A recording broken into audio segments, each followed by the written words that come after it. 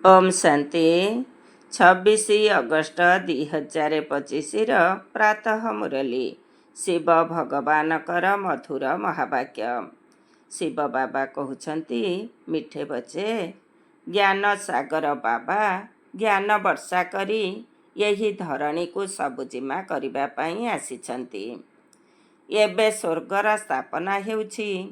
ସେଠାକୁ ଯିବା ପାଇଁ ଦୈବୀ ସମ୍ପ୍ରଦାୟର ହେବାକୁ ପଡ଼ିବ।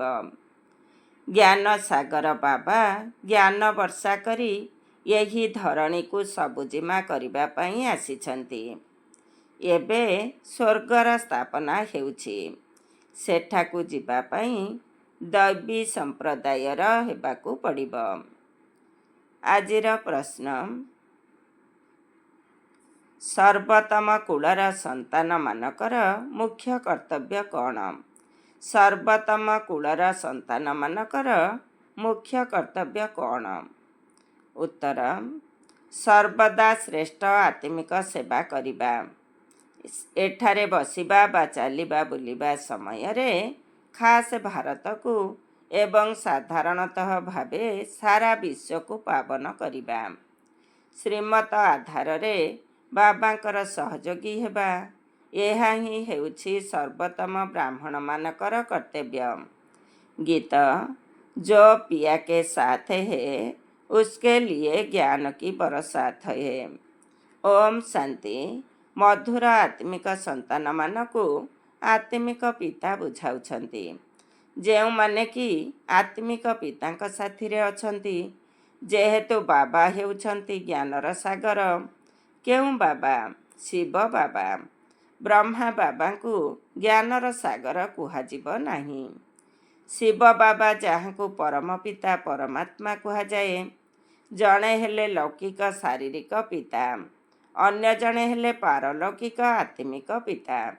ସେ ହେଲେ ଲୌକିକ ପିତା, ଆଉ ସେ ହେଲେ ଆତ୍ମାମାନଙ୍କର ପିତା। ଏହା ବହୁତ ଭଲ ରୂପେ ବୁଝିବାର କଥା। ଏବଂ ଜ୍ଞାନର ସାଗର ହିଁ ଏହି ଜ୍ଞାନ ଶୁଣାଉଛନ୍ତି।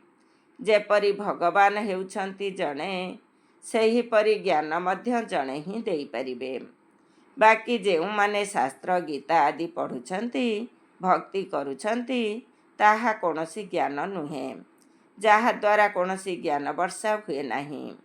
ସେଥିପାଇଁ ଭାରତ ବିଲକୁଲ ଶୁଖିଯାଇଛି, କାଙ୍ଗାଳ ହୋଇଯାଇଛି। ଯେପରି ବର୍ଷା ନହେଲେ ଜମିବାଡ଼ି ଆଦି ସବୁ ଶୁଖିଯାଇଥାଏ, ତାହା ହେଉଛି ଭକ୍ତି ମାର୍ଗ। ତାକୁ ଜ୍ଞାନ ମାର୍ଗ କୁହାଯିବ ନାହିଁ। ଜ୍ଞାନ ଦ୍ୱାରା ସ୍ୱର୍ଗର ସ୍ଥାପନା ହୋଇଥାଏ।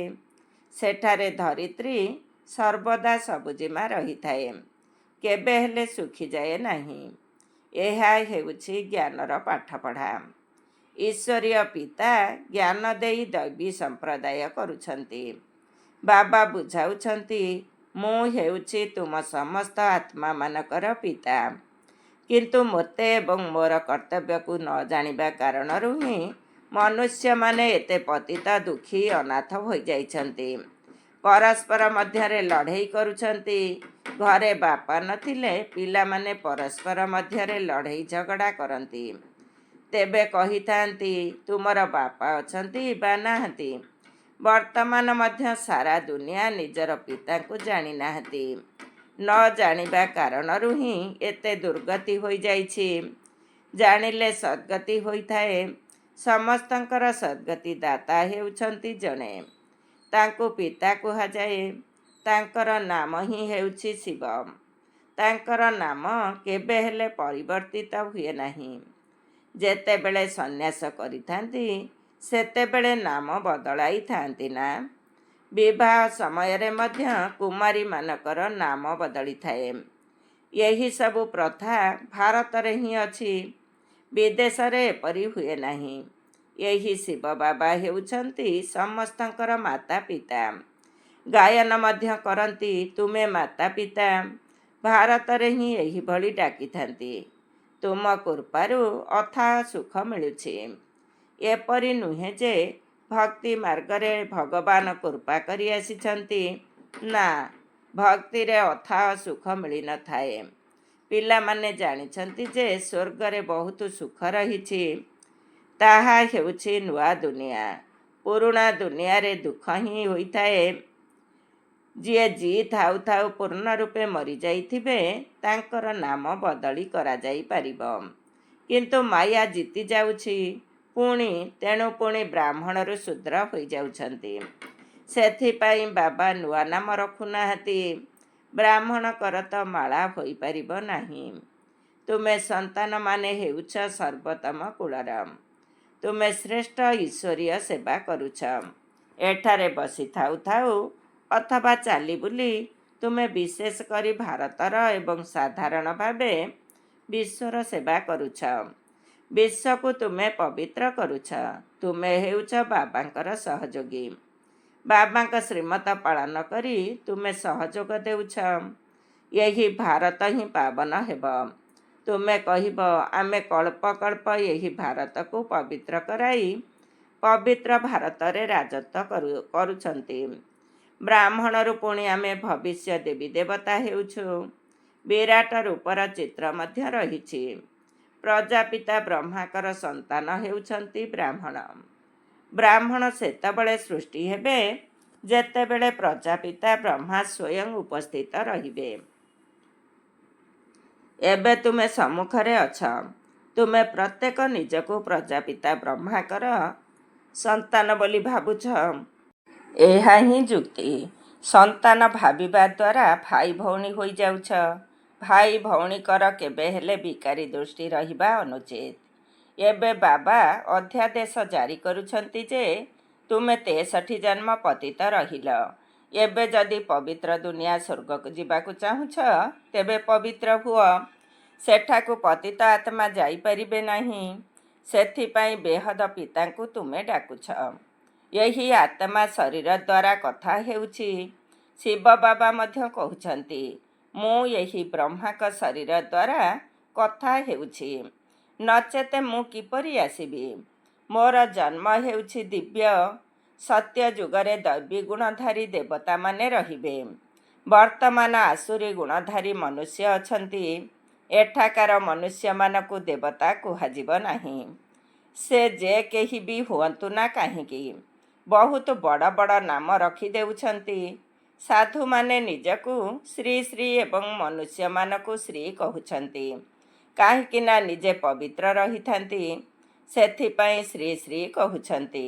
ସେମାନେ ହେଉଛନ୍ତି ତ ମନୁଷ୍ୟ। ବିକାରଗ୍ରସ୍ତ ନହେଲେ ମଧ୍ୟ ବିକାରୀ ଦୁନିଆରେ ତ ରହୁଛନ୍ତି ନା। ତୁମେ ଭବିଷ୍ୟତରେ ନିର୍ବିକାରୀ ଦୈବୀ ଦୁନିଆରେ ରାଜତ୍ୱ କରିବ। ସେଠାରେ ବି ମନୁଷ୍ୟ ହିଁ ରହିବେ କିନ୍ତୁ ଦୈବୀ ଗୁଣସମ୍ପନ୍ନ ହେବେ। ବର୍ତ୍ତମାନ ସମୟରେ ମନୁଷ୍ୟ ଆସୁରୀ ଗୁଣଧାରୀ ପତିତ ହୋଇଯାଇଛନ୍ତି। ଗୁରୁ ନାନକ ମଧ୍ୟ କହିଛନ୍ତି ମୁଁ ତ ପଲିତି କପଡ଼ ଧୋଏ ଅର୍ଥାତ୍ ପତିତ ଆତ୍ମାକୁ ପବିତ୍ର କରୁଛନ୍ତି। ଗୁରୁ ନାନକ ମଧ୍ୟ ବାବାଙ୍କର ମହିମା କରିଛନ୍ତି। ଏବେ ବାବା ଆସିଛନ୍ତି ସ୍ଥାପନା ଏବଂ ବିନାଶ କରିବା ପାଇଁ। ଅନ୍ୟ ଯିଏକି ଧର୍ମସ୍ଥାପକମାନେ ଅଛନ୍ତି ସେମାନେ କେବଳ ଧର୍ମ ସ୍ଥାପନ କରୁଛନ୍ତି। ଅନ୍ୟ ଧର୍ମଗୁଡ଼ିକ ବିନାଶ କରୁନାହାନ୍ତି। ସେମାନଙ୍କର ତ ବୃଦ୍ଧି ହେଉଛି। ଏବେ ବାବା ବୃଦ୍ଧିକୁ ବନ୍ଦ କରୁଛନ୍ତି। ଗୋଟିଏ ଧର୍ମର ସ୍ଥାପନା ଓ ଅନେକ ଧର୍ମର ବିନାଶ କରାଉଛନ୍ତି। ଡ୍ରାମା ଅନୁସାରେ ଏସବୁ ନିଶ୍ଚିତ ହେବ। ବାବା କହୁଛନ୍ତି ମୁଁ ଆଦି ସନାତନ ଦେବୀ ଦେବତା ଧର୍ମର ସ୍ଥାପନା କରୁଛି ଯେଉଁଥିପାଇଁ ତୁମକୁ ପାଠ ପଢ଼ାଉଛି। ସତ୍ୟ ଯୁଗରେ ଅନେକ ଧର୍ମ ରହିବ ହିଁ ନାହିଁ। ଡ୍ରାମାରେ ସମସ୍ତ ଆତ୍ମାକୁ ଫେରିବା ନିର୍ଦ୍ଧାର୍ଯ୍ୟ ହୋଇ ରହିଛି। ଏହି ବିନାଶକୁ କେହି ଏଡ଼େଇ ଦେଇପାରିବେ ନାହିଁ। ବିଶ୍ୱରେ ଶାନ୍ତି ସେତେବେଳେ ହେବ ଯେବେ ବିନାଶ ହେବ। ଏହି ଲଢ଼େଇ ଦ୍ୱାରା ହିଁ ସ୍ୱର୍ଗର ଗେଟ୍ ଖୋଲୁଛି। ଏହି ବିନାଶକୁ ମଧ୍ୟ ତୁମେ ଲେଖିପାରିବ ଯେ କଳ୍ପ ପୂର୍ବରୁ ମଧ୍ୟ ଏହିଭଳି ମହାଭାରୀ ମହାଭାରତ ଲଢ଼େଇ ଲାଗିଥିଲା। ଯଦି ତୁମେମାନେ ପ୍ରଦର୍ଶନୀର ଉଦ୍ଘାଟନ କରୁଛ ଏକଥା ମଧ୍ୟ ଲେଖ। ବାବା ପରମଧାମରୁ ଆସିଛନ୍ତି ସ୍ୱର୍ଗର ଉଦ୍ଘାଟନ କରିବା ପାଇଁ। ବାବା କହୁଛନ୍ତି ମୁଁ ହେଭେନଲି ଗଡ଼ ଫାଦର ସ୍ୱର୍ଗର ଉଦ୍ଘାଟନ କରିବାକୁ ଆସିଛି। ସ୍ୱର୍ଗବାସୀ କରାଇବା ପାଇଁ ପିଲାମାନଙ୍କର ହିଁ ସାହାଯ୍ୟ ନେଉଛି। ନଚେତ ଏତେ ସବୁ ଆତ୍ମାମାନଙ୍କୁ କିଏ ପବିତ୍ର କରାଇବ? ଢେରେ ଆତ୍ମା ରହିଛନ୍ତି, ଘରେ ଘରେ ତୁମେ ଏହା ବୁଝାଇ ପାରିବ। ତୁମେମାନେ ଭାରତବାସୀ ଶତ ପ୍ରଧାନ ଥିଲ, ପୁଣି 84 ଜନ୍ମ ପରେ ତମ ପ୍ରଧାନ ହୋଇଯାଇଛ। ଏବେ ପୁନର୍ବାର ଶତ ପ୍ରଧାନ ହୁଅ, ମନ୍ମନା ଭବ। ଏପରି କୁହ ନାହିଁ ଯେ ଆମେ ଶାସ୍ତ୍ରକୁ ମାନୁନାହୁଁ। କୁହ, ଶାସ୍ତ୍ରକୁ ଏବଂ ଭକ୍ତି ମାର୍ଗକୁ ତ ଆମେ ମାନୁଥିଲୁ, କିନ୍ତୁ ଏବେ ଏହି ଭକ୍ତି ମାର୍ଗର ରାତ୍ରି ସରିବାକୁ ଯାଉଛି। ଜ୍ଞାନ ଦ୍ୱାରା ଦିନ ଆରମ୍ଭ ହେଉଛି। ବାବା ଆସିଛନ୍ତି ସଦ୍ଗତି କରିବାକୁ। ବୁଝାଇବା ନିମନ୍ତେ ବହୁତ ଯୁକ୍ତି ଆବଶ୍ୟକ। କେହି ଭଲ ଭାବରେ ଧାରଣ କରୁଛନ୍ତି ତ କେହି କମ୍। ପ୍ରଦର୍ଶନୀରେ ମଧ୍ୟ ଯେଉଁମାନେ ଭଲ ଭଲ ସନ୍ତାନ ଅଛନ୍ତି, ସେମାନେ ଭଲ ବୁଝାଉଛନ୍ତି। ଯେପରି ବାବା ଶିକ୍ଷକ ଅଟନ୍ତି, ସେହିପରି ପିଲାମାନଙ୍କୁ ମଧ୍ୟ ଶିକ୍ଷକ ହେବାକୁ ପଡ଼ିବ। ଗାନ ମଧ୍ୟ କରାଯାଏ, ସତଗୁରୁ ଉଦ୍ଧାର କରନ୍ତି। ବାବାଙ୍କୁ କୁହାଯାଏ ସତ୍ୟ ଦୁନିଆର ସ୍ଥାପନକର୍ତ୍ତା, ସତ୍ୟ ବାବା।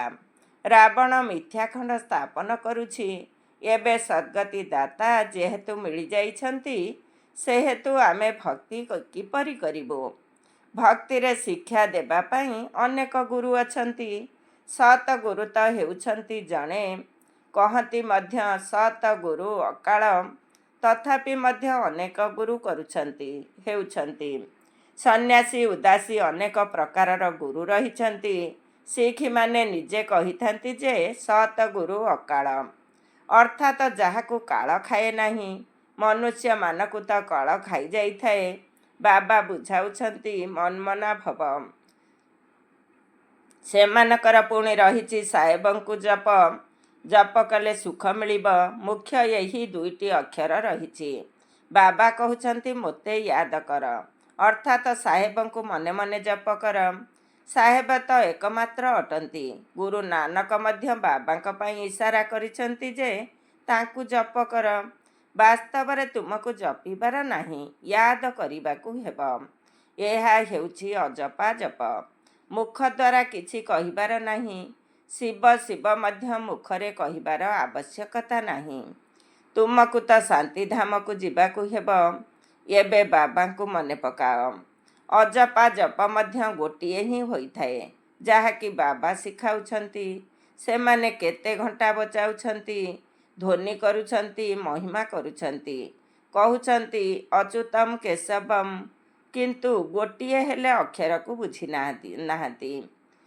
ସୁଖଦାତା ହେଉଛନ୍ତି ଏକ ବାବା। ପ୍ରକୃତ ବ୍ୟାସ ମଧ୍ୟ ତାଙ୍କୁ ହିଁ କୁହାଯିବ। ତାଙ୍କ ପାଖରେ ଜ୍ଞାନ ରହିଛି, ତେଣୁ ଦେଉଛନ୍ତି। ସୁଖ ମଧ୍ୟ ସେ ହିଁ ଦେଉଛନ୍ତି। ତୁମେ ପିଲାମାନେ ଜାଣିଛ, ଏବେ ଆମର ଉନ୍ନତି କଳା ହେଉଛି। ସିଢ଼ି ଚିତ୍ରରେ କଳାକୁ ମଧ୍ୟ ଦର୍ଶାଯାଇଛି। ବର୍ତ୍ତମାନ ସମୟରେ କୌଣସି କଳା ନାହିଁ। ମୁଁ ନିର୍ଗୁଣ ହାର ପାଖରେ କୌଣସି ଗୁଣ ନାହିଁ। ଗୋଟିଏ ନିର୍ଗୁଣ ସଂସ୍ଥା ମଧ୍ୟ ରହିଛି। ଏବେ ବାବା କହୁଛନ୍ତି ବାଳକ ତ ମହାତ୍ମା ସଦୃଶ୍ୟ, ତାଙ୍କ ପାଖରେ କୌଣସି ଅବଗୁଣ ନଥାଏ। ତାଙ୍କର ପୁଣି ନାମ ନିର୍ଗୁଣ ବାଳକ ରଖିଦେଇଛନ୍ତି। ଯଦି ବାଳକ ପାଖରେ ଗୁଣ ନାହିଁ, ତେବେ ବାବାଙ୍କ ପାଖରେ ମଧ୍ୟ ନାହିଁ। ସମସ୍ତଙ୍କ ମଧ୍ୟରେ ଅବଗୁଣ ରହିଛି। ଗୁଣବାନ କେବଳ ଦେବତାମାନେ ହିଁ ହୁଅନ୍ତି। ପ୍ରଥମ ଅବଗୁଣ ହେଲା ବାବାଙ୍କୁ ନ ଜାଣିବା। ଦ୍ୱିତୀୟ ଅବଗୁଣ ହେଉଛି ବିଷୟ ସାଗରରେ ଉବୁଟୁବୁ ହେବା। ବାବା କହୁଛନ୍ତି ଅଧା କଳ୍ପ ତୁମେ ଉବୁଟୁବୁ ହୋଇଛ। ଏବେ ମୁଁ ଜ୍ଞାନ ସାଗର ତୁମକୁ କ୍ଷୀରସାଗରକୁ ନେଇଯାଉଛି।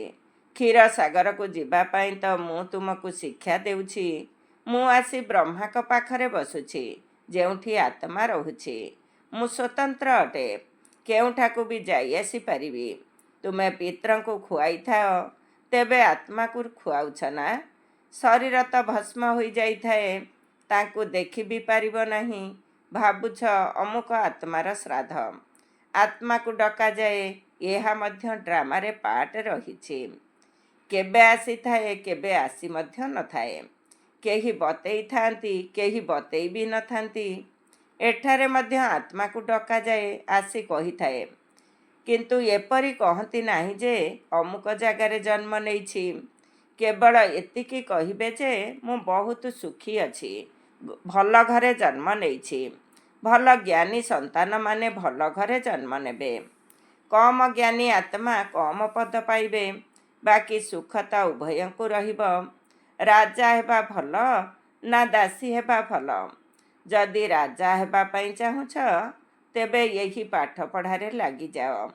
ଦୁନିଆ ତ ବହୁତ ଖରାପ। ଦୁନିଆର ସାଙ୍ଗକୁ କୁସଙ୍ଗ କୁହାଯିବ। ଏକ ସତର ସଙ୍ଗ ହିଁ ପାର କରିଥାଏ, ବାକି ସବୁ ବୁଡ଼ାଇଥାଏ। ବାବା ତ ସମସ୍ତଙ୍କର ଜନ୍ମପତ୍ରୀକୁ ଜାଣିଛନ୍ତି ନା। ଏହା ପାପର ଦୁନିଆ, ସେଥିପାଇଁ ତ ଡାକୁଛନ୍ତି, ଆଉ କେଉଁଠାକୁ ନେଇ ଚାଲ।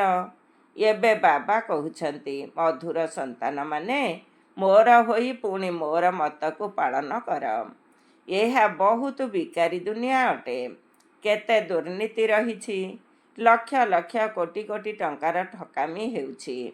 ଏବେ ବାବା ଆସିଛନ୍ତି ପିଲାମାନଙ୍କୁ ସ୍ୱର୍ଗର ମାଲିକ କରାଇବା ପାଇଁ। ତେଣୁ ଅସରନ୍ତି ଖୁସିରେ ରହିବା ଦରକାର ନା। ବାସ୍ତବରେ ଏହା ହେଉଛି ସତ୍ୟ ଗୀତା। ପୁଣି ଏହି ଜ୍ଞାନ ପ୍ରାୟ ଲୋପ ହୋଇଯିବ। ଏବେ ତୁମ ପାଖରେ ଏହି ଜ୍ଞାନ ଅଛି, କିନ୍ତୁ ପରଜନ୍ମରେ ଏହି ଜ୍ଞାନ ରହିବ ନାହିଁ। ତାପରେ ପ୍ରାରବ୍ଧ ମିଳିବ। ତୁମକୁ ପୁରୁଷୋତ୍ତମ କରିବା ପାଇଁ ବାବା ପଢ଼ାଉଛନ୍ତି। ଏବେ ତୁମେ ବାବାଙ୍କୁ ଜାଣିଲ। ଏବେ ତୁମେ ବାସ୍ତବ ଅମରନାଥକୁ ଯାତ୍ରା କରୁଛ। କୁହ, ଯାହାକୁ ତୁମେ ସୂକ୍ଷ୍ମ ବତନରେ ଦେଖାଉଛ, ସେ ପୁଣି ସ୍ଥୂଳ ବତନରେ କୁଆଡ଼ୁ ଆସିଲେ? ପାହାଡ଼ ଆଦି ତ ଏଇଠାରେ ହିଁ ଅଛି ନା। ସେଠାରେ ପତିତ କିପରି ରହିପାରିବେ? ଯେଉଁଥିପାଇଁ ପାର୍ବତୀଙ୍କୁ ଜ୍ଞାନ ଦେଇଛନ୍ତି, ବରଫର ଲିଙ୍ଗ ହାତରେ ତିଆରି କରିଥାନ୍ତି, ତାହା ତ କେଉଁଠି ବି ତିଆରି କରିପାରିବ। ମନୁଷ୍ୟ କେତେ ଧକ୍କା ଖାଉଛନ୍ତି। ବୁଝୁନାହାନ୍ତି ଯେ ଶଙ୍କରଙ୍କ ପାଖରେ ପାର୍ବତୀ କେଉଁଠାରୁ ଆସିଲେ ଯେ ତାଙ୍କୁ ପାବନ କରାଇବେ। ଶଙ୍କର ତ କୌଣସି ପରମାତ୍ମା ନୁହନ୍ତି, ସେ ମଧ୍ୟ ହେଉଛନ୍ତି ଦେବତା। ମନୁଷ୍ୟମାନଙ୍କୁ କେତେ ବୁଝାଯାଉଛି, ତଥାପି ବି ବୁଝୁନାହାନ୍ତି।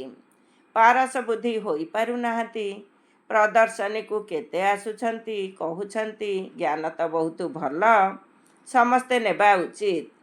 ଆରେ ତୁମେ ତ ଜ୍ଞାନ ବୁଝ, କହିବେ ଆମକୁ ଫୁର୍ସତ ନାହିଁ। ପ୍ରଦର୍ଶନୀରେ ଏକଥା ମଧ୍ୟ ଲେଖିବା ଉଚିତ ଯେ ଏହି ଲଢ଼େଇ ପୂର୍ବରୁ ବାବା ସ୍ୱର୍ଗର ଉଦ୍ଘାଟନ କରୁଛନ୍ତି। ବିନାଶ ପରେ ସ୍ୱର୍ଗର ଦ୍ୱାର ଖୋଲିବ। ବାବା କହିଥିଲେ, ପ୍ରତ୍ୟେକ ଚିତ୍ରରେ ଲେଖ ପାରଲୌକିକ ପରମ ପିତା ପରମାତ୍ମା ତ୍ରିମୂର୍ତ୍ତି ଶିବ ଭଗବାନ ଉବାଚ। ତ୍ରିମୂର୍ତ୍ତି ନ ଲେଖିବା ଦ୍ୱାରା କହିବେ, ଶିବ ତ ହେଉଛନ୍ତି ନିରାକାର, ସେ ପୁଣି କିପରି ଜ୍ଞାନ ଦେବେ? ବୁଝାଯାଉଛି ଏ ବ୍ରହ୍ମା ପ୍ରଥମେ ଗୋରା ବା ପବିତ୍ର ଥିଲେ। ଶ୍ରୀକୃଷ୍ଣ ଥିଲେ, ପୁଣି ଏବେ ଶ୍ୟାମଳ ଅର୍ଥାତ୍ ପତିତ ମନୁଷ୍ୟ ହୋଇଛନ୍ତି। ଏବେ ଶିବ ବାବା ତୁମକୁ ମନୁଷ୍ୟରୁ ଦେବତା କରୁଛନ୍ତି। ପୁଣି ଇତିହାସର ପୁନରାବୃତ୍ତି ହେଉଛି।